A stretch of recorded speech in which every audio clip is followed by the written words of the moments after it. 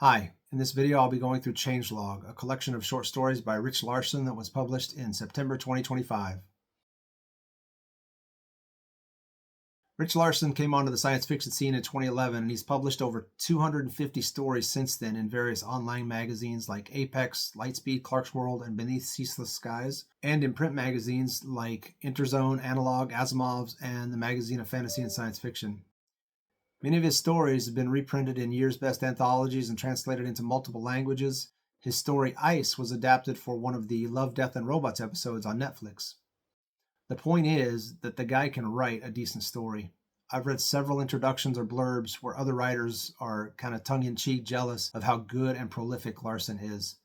Personally, the first story that I read from him was Penitence in Beneath Ceaseless Skies, and I loved the story.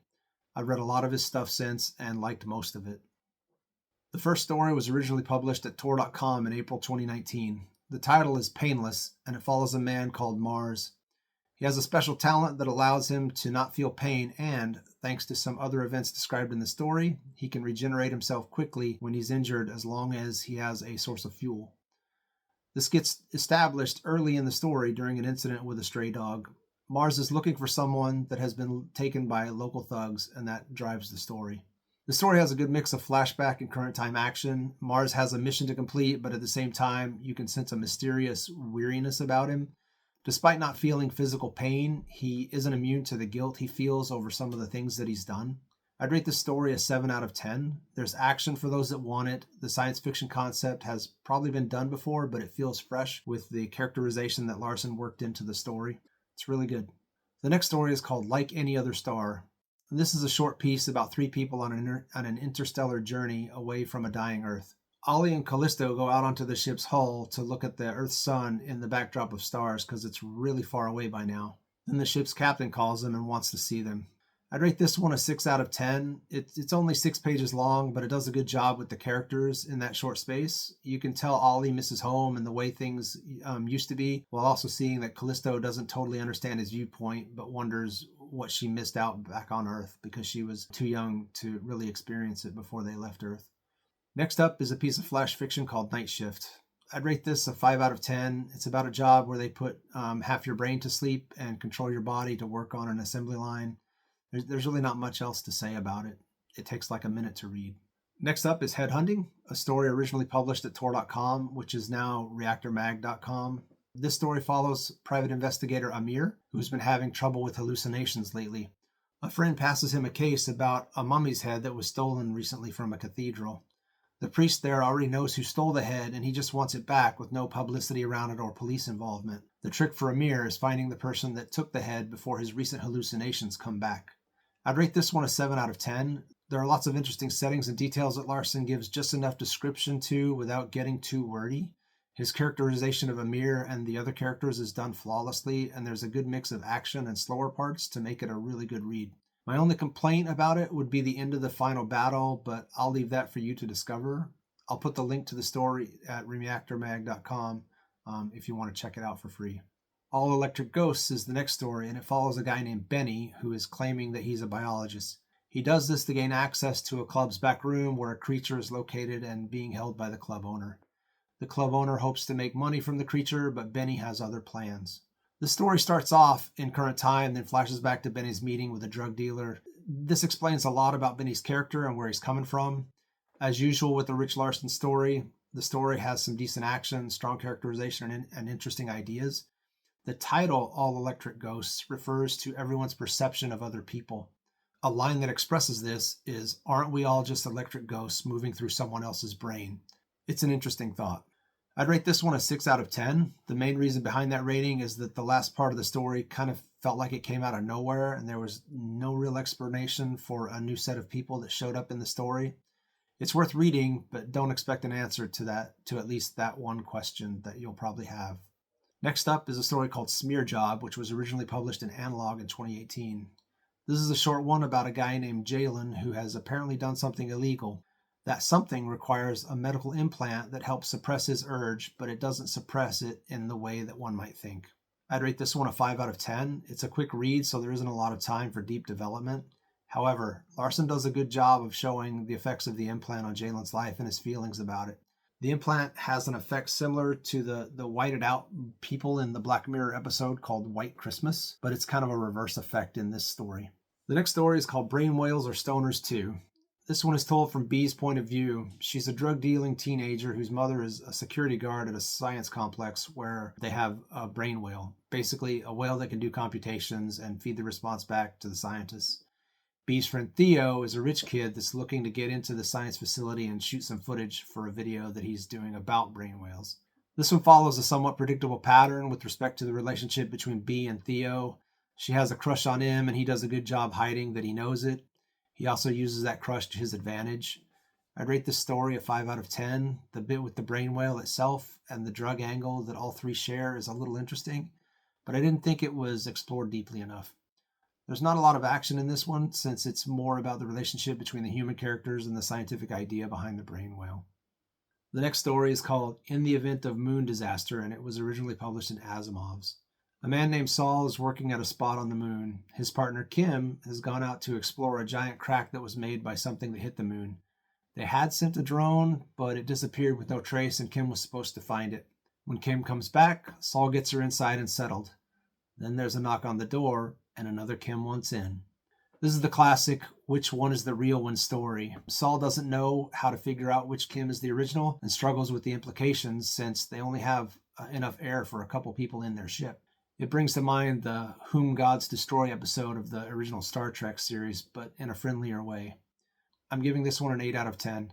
Like I said, it's an old idea, but I think Larson gave it a bit of a fresh spin here. The solution they come up with isn't completely satisfactory, but is probably as good as it's going to get for them.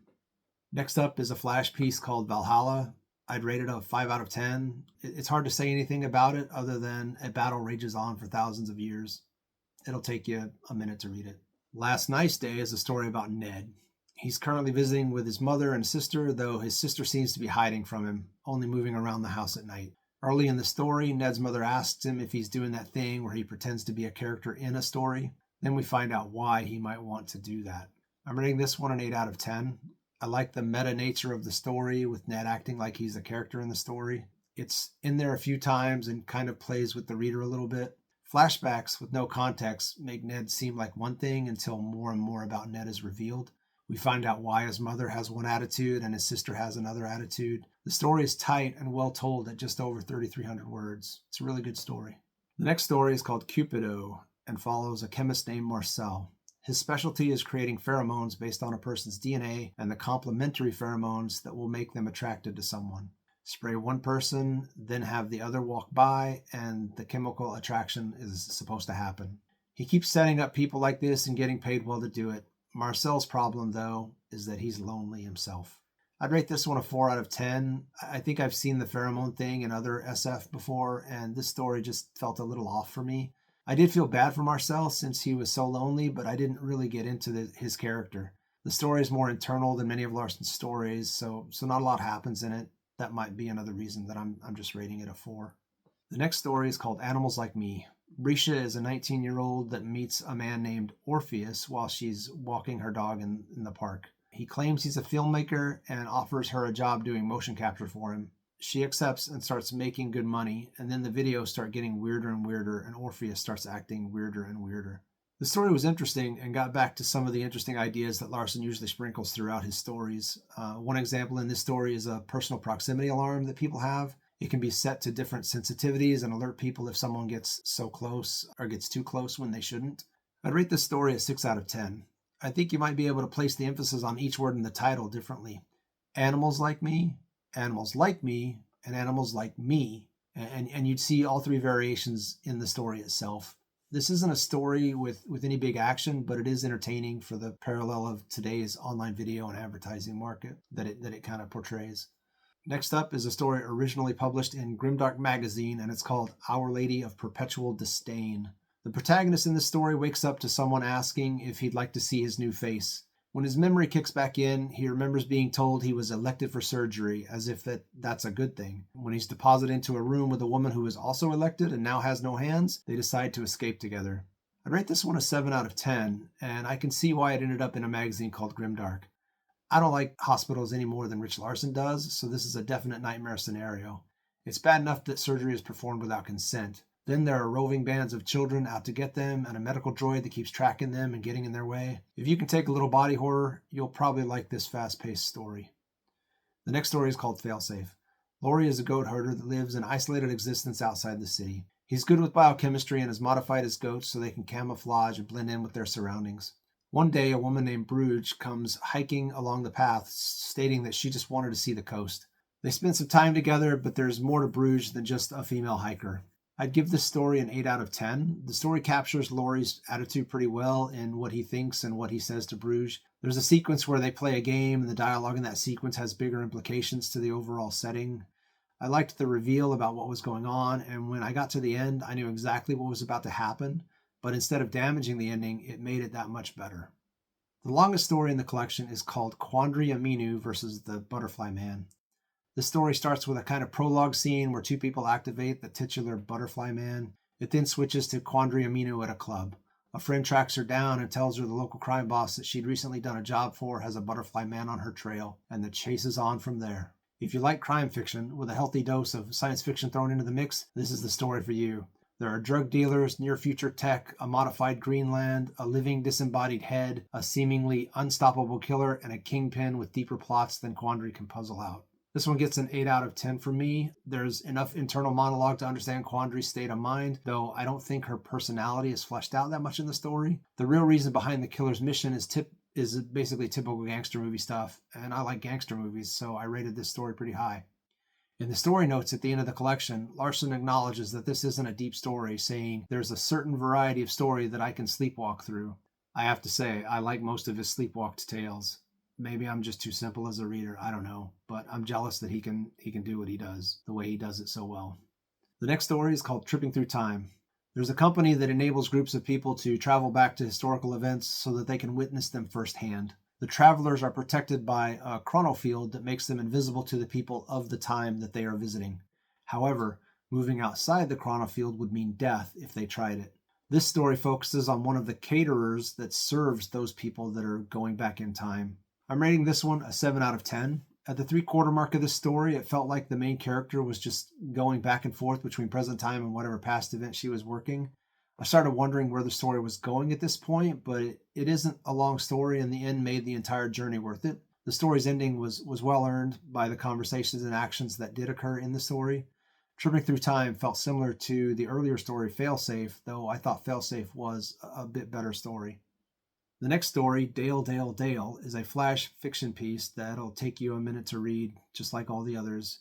It gets a 6 out of 10 from me. It's about one of the party favors that a rich little boy is getting for his birthday. It has a dark tone, and it's pretty sick. I can't say more than that without giving things away. The next story is called Tidings, and it's actually 5 vignettes separated by time in the same world.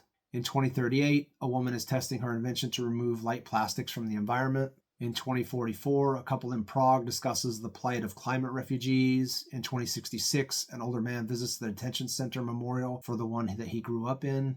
In 2099, a girl has cobbled together some Babel technology to talk to a moose. And finally, in 2132, a woman with live connections to other people goes out to see the dolphins. I rate this a 6 out of 10. The stories are only connected by the history and environmental issues and the resolutions that have occurred. It's an easy read, and the characters aren't fleshed out too much. The story is more about the environment and how the world would change with the right people trying to make it change. The next story is called The Old Man. Ezekiel is a prisoner in a cryogenic prison. The warden and a government man are decanting him so that he can be sent after another prisoner who escaped. That prisoner he's going after is his father and the titular old man. If you're familiar with the movie Demolition Man, the decanting scene may seem familiar to you, right down to a comment about prisoners still dreaming while they're frozen.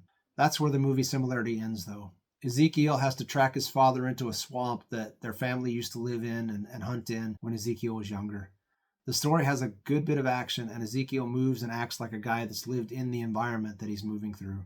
The history between him, his brothers Elijah and Elam, and their father is told through Ezekiel's memories and dreams during the hunt, and it's pretty good. I'm rating this story an 8 out of 10. The character development is pretty good, slipping in and out of Ezekiel's head pretty flawlessly and naturally showing what type of people Ezekiel's relatives were. The action is intense, and there's a twist near the end. I should have seen it coming and may have suspected it at one point, but Larson put some red herring bits in to throw the reader off, and this was one of my favorite stories in the collection. The next story is a short piece called Safe Space. It's about a teenage girl named Jen who finds herself in the city. A guy named Prosper approaches her and tries to convince her that the city needs to be livened up. I'm giving this one a 5 out of 10. Jen and Prosper are almost a yin and yang for their environment. In the story notes, Larson says the story is kind of a rebuttal of the idea that you have to have suffered or to be suffering to create anything worthwhile. And that's really all I can say about this one. Still Life with a Death Broker is the next story. Aussie comes from somewhere called the Satellite, which is apparently a space station. He's visiting a village where the chief has some sort of terminal medical condition, and Aussie has a proposal for the chief. Aussie also has ulterior motives. I'd rate this a 6 out of 10. The story doesn't go where you think it's going at all. Aussie's motivations are made clear about 2/3 of the way through, and they're interesting and kind of disturbing at the same time, that they're understandable as well. It's an interesting story based on a real-life experience that Larson talks about in the story notes at the end of the collection. Next up is a post-apocalyptic tale called Complete Exhaustion of the Organism. In this story, Jane and Stromiel are walking across a mostly dried-up seabed toward a rusting ship in the distance. The aliens that are watching them deliver whatever they need while they're on the journey, even if they don't always know that they need it. When they exit their tent one morning, they find a baby in a clear canister. I'm rating this one a 7 out of 10. It's really about the human connection that people have with each other. Jane and Stromiel have different opinions on what to do with the baby. They try it her way before trying it his way. It's a good story with an inevitable melancholy ending. The last flash piece in the collection is called Horizon Event. I'll rate this about a 6 out of 10 and say it was an interesting idea, even if Larson didn't turn it into a full short story. You Are Born Exploding is the odd title of the next story, which is novelette length. The story is told from Elizabeth's point of view. She's raising her son Jack by herself while her husband is away on business. People are transforming into something called shamblers and disappearing into the sea if they can make it to the coast. The world seems to be falling apart, and Elizabeth continuously wonders if she's a good mom or a bad mom. My description may seem like it's a boring story, but it's really a slow burn kind of story. And Larson even acknowledges that in the story notes at the end of the book. If it were a movie, it would be one of those thoughtful, moody science fiction films that don't do well at the box office. The kind of thoughtful science fiction film that I actually enjoy on screen or in writing, assuming I get the point. I'd rate this story an 8 out of 10. It uses a very personal point of view to reflect the doubts that someone might have in troubled times, and especially if one has family issues on top of everything else. The story has hints of alien viruses, moments of societal collapse, and general fear of the unknown as embodied by the shamblers. Elizabeth knows that she has choices to make, but is so busy questioning herself she doesn't make them until she's forced to make them. If you like cerebral science fiction, you'll probably enjoy this one. The next story has a title that's partially in German, so sorry to any Germans watching if I butcher this. It's called Verweile Doch, but Linger. Verweile Doch is a German phrase that supposedly means stay a while. The title fits the story because it's about Carlos, who has been able to purposely stop time since he was 5 years old. He's used that ability to take advantage of the world in small ways that allowed him to do whatever he wanted. However, was he really living? The story gets a 7 out of 10 from me. I enjoyed the point of view, and the story made me wonder what I'd do with that kind of power. In one part, Carlos says he used the power to get slushies to impress other kids and be friends with them. Of course, my science brain says, well, if you stopped time, how did you get the slushie out of the machine? Then that led to stopped time would equal stopped photons, so you wouldn't be able to see anything. Setting all that aside, it's an enjoyable story with an appropriate ending. Pretty good, just suspend your disbelief if you think scientifically at all. The final story in the collection is called Meat and Salt and Sparks and was originally published at Tor.com. In this world, people rent their bodies out and do what the renter tells them so that the renter can live vicariously through them. Sue is not any ordinary detective with the Seattle Police Department. She's an uplifted chimpanzee. Sue and her partner Huxley have to figure out who told a rented girl to kill a man. I'm rating this one an 8 out of 10. It's a good story told from the chimpanzee's point of view. Even when her partner is following a lead, we're seeing things through her eyes. Themes present in this one are animal cruelty, immoral experimentation, what makes someone a legal person, and loneliness is a big one. Sue has to deal with all this while being a creature that gets stared at wherever she goes. For the entire final scene, the reader is wondering, will she do it or not? It's a really good story. So that's it for Rich Larson's collection, Changelog. I'm a big fan of Larson's work, and I enjoyed most of the stories in this book. Even the ones that I didn't rate that high usually had something in them that was interesting, either an observation or some cool sounding SF idea. Always something good in his stories, even if you don't like the story overall. If you haven't discovered Larson's work, pick up a copy of this book or his other collection, Tomorrow Factory. Both are really good reads. I'll leave links to a couple of the stories in the description if you want to read something by Larson before buying the collection. If you enjoyed this review, hit the like and subscribe buttons, and thanks for watching, and bye for now.